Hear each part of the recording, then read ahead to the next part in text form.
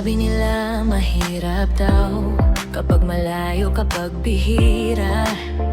Pero para sa'kin, hindi lahat na susukat sa lapit ng katawan.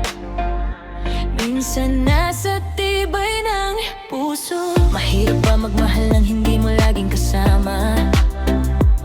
Pag walang yakap, walang hawak, walang kita sa mata.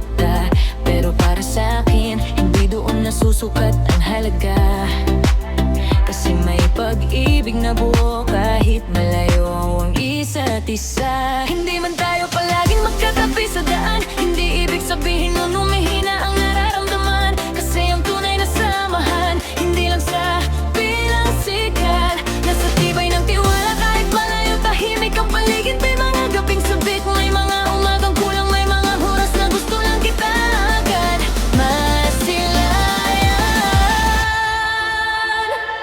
Pero sa bawat lungkot, pinipili kitang unawain. Dahil alam pareho nating gustong patatagin. Hindi man madalas ang pagkikita, yung totoo hindi agad nawawala. Kahit gaano pa kalayo, ikaw pa rin ang pinipili ko. Hindi hadlang ang distansya kung ang puso ay totoo. Ang pag-ibig ay nananatili kapag tiwala ang bumubuo. Hindi hadlang ang paglayo kung may pag-unawa tayo. Sa tamang puso, tamang tao, kahit malayo, hindi magbabago.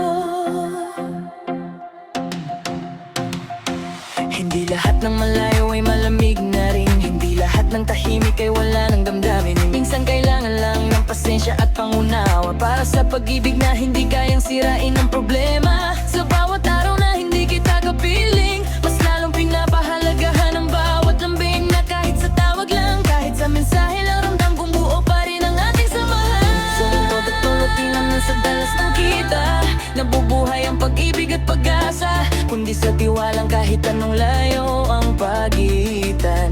Wala igang papalit, wala